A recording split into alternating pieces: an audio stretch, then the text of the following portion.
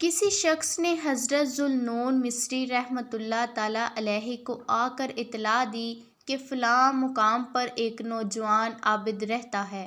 آپ رحمۃ اللہ تعالیٰ علیہ جب اس عابد سے شرف نیاز حاصل کرنے پہنچے تو دیکھا کہ وہ ایک درخت پر الٹا لٹکا ہوا ہے، اپنے نفس سے مسلسل کہہ رہا ہے کہ جب تک تو عبادت الہی میں میری ہم نوائی نہیں کرے گا میں تجھے یوں ہی اذیت دیتا رہوں گا حتیٰ کہ تیری موت واقع ہو جائے گی۔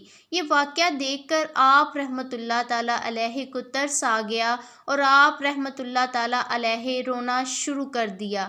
جب اس نوجوان عابد نے پوچھا کہ تم کون ہو جو ایک گناہگار پر ترس کھا کر رو رہے ہو، یہ سن کر آپ رحمۃ اللہ تعالیٰ علیہ نے اسے سلام کیا اور مزاج پرسی کی۔ اس نوجوان نے بتایا کہ چونکہ یہ بدن عبادت الہی پر آمادہ نہیں ہوتا اس لیے اسے سزا دے رہا ہوں۔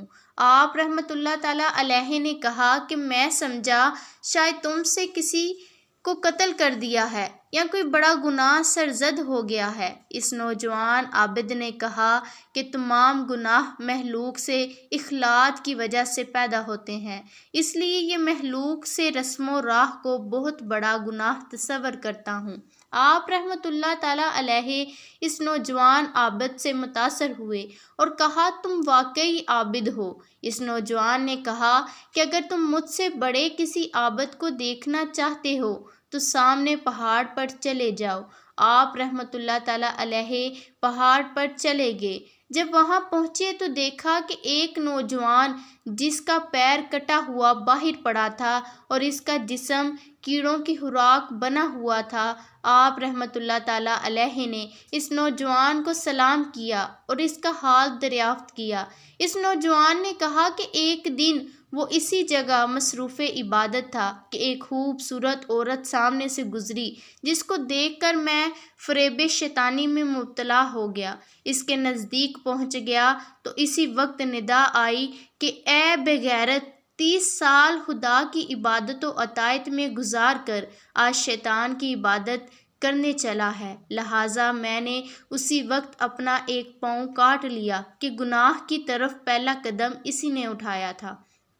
آپ رحمۃ اللہ تعالیٰ علیہ میرے پاس کیوں آ گئے؟ اگر کسی عابد کو دیکھنا ہی ہے تو پہاڑ کی چوٹی پر چلے جائیں۔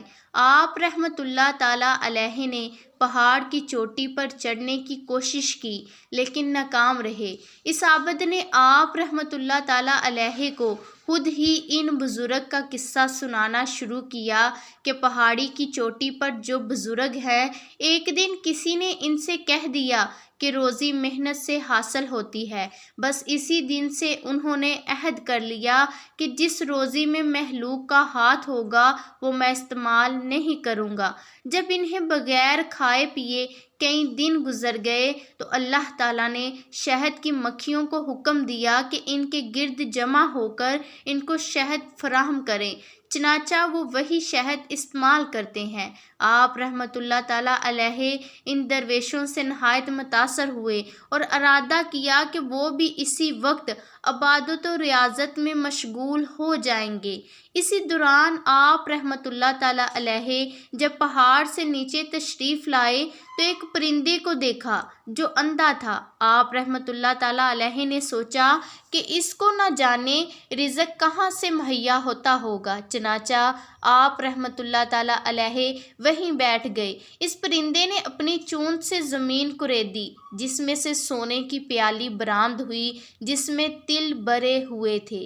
اس پرندے نے تھوڑی سی زمین اور کریدی تو اس میں سے چاندی کی پیالی برآمد ہوئی جس میں گلاب کا عرق موجود تھا، چنانچہ وہ پرندہ تل کھا گیا اور گلاب کا عرق پی لیا۔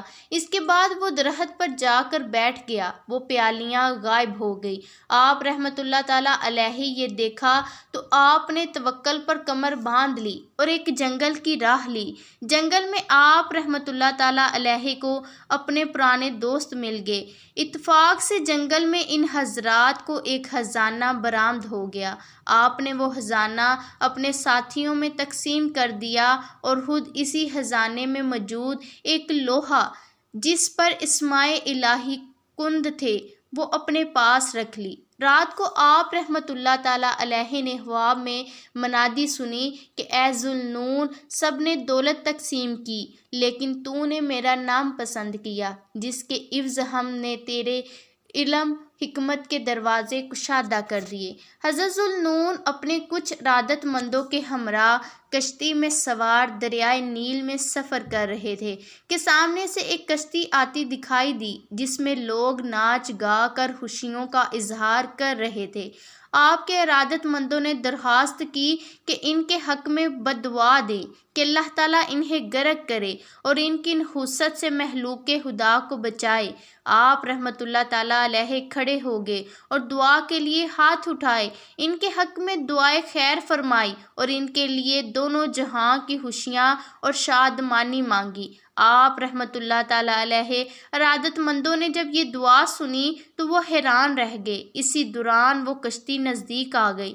ان لوگوں میں جب حضرت ذوالنون مصری کو دیکھا تو اپنے آلات موسیقی توڑ دیے اور گناہوں سے تائب ہو کر آپ کے ارادت مندوں میں شامل ہو گئے۔ حضرت ذوالنون مصری نے اپنے ارادت مندوں سے فرمایا کہ اس جہاں کی خوشی و مسرت اس جہاں میں تو توبہ کرنے سے حاصل ہوتی ہے۔ دیکھ لو، سب کی مرادیں حاصل ہو گئی، تمہاری بھی اور ان کی بھی، اور کسی کو کوئی رنج و تکلیف نہ پہنچی۔ حضرت ذوالنون مصری نے 30 برس تک مسلسل لوگوں کو دعوت حق دی۔ اسی دوران آپ کو صرف ایک ہی کام کا آدمی ملا۔ وہ کام کا آدمی ایک شہزادہ تھا جو بڑی شان و شوکت کے ساتھ آپ رحمۃ اللہ تعالیٰ علیہ کی مسجد کے نزدیک سے گزرا۔ آپ رحمۃ اللہ تعالیٰ علیہ اس وقت فرما رہے تھے کہ کمزور آدمی سے بڑھ کر کوئی احمق نہیں جو ایک صاحب قوت کے ساتھ لڑتا ہے۔ آپ کا یہ فرمان سن کر شہزادہ مسجد کے اندر آ گیا اور پوچھنے لگا کہ آپ کے اس فرمان کا مطلب کیا ہے؟ آپ نے فرمایا کہ انسان محض ایک کمزور ہستی ہے جو اللہ تعالیٰ کے ساتھ جنگ کرتا ہے۔ آپ کے یہ الفاظ سن کر شہزادے کا رنگ متغیر ہو گیا اور وہ مسجد سے باہر نکل گیا۔ اگلے روز وہ شہزادہ پھر حاضر ہوا، آپ سے صراط مستقیم کا طلبگار ہوا۔ آپ نے فرمایا، ایک راستہ لمبا ہے، ایک راستہ چھوٹا ہے۔ اگر تم چھوٹے راستے پر چلنا چاہتے ہو تو دنیا کو ترک کر دو، گناہ چھوڑ دو، نفسانی خواہشات کو ترک کر دو، اور اگر تم لمبا راستہ اختیار کرنا چاہتے ہو تو ما سوا اللہ کے سب کچھ ترک کر دو۔ شہزادے نے کہا، میں لمبا راستہ اختیار کرنا چاہتا ہوں۔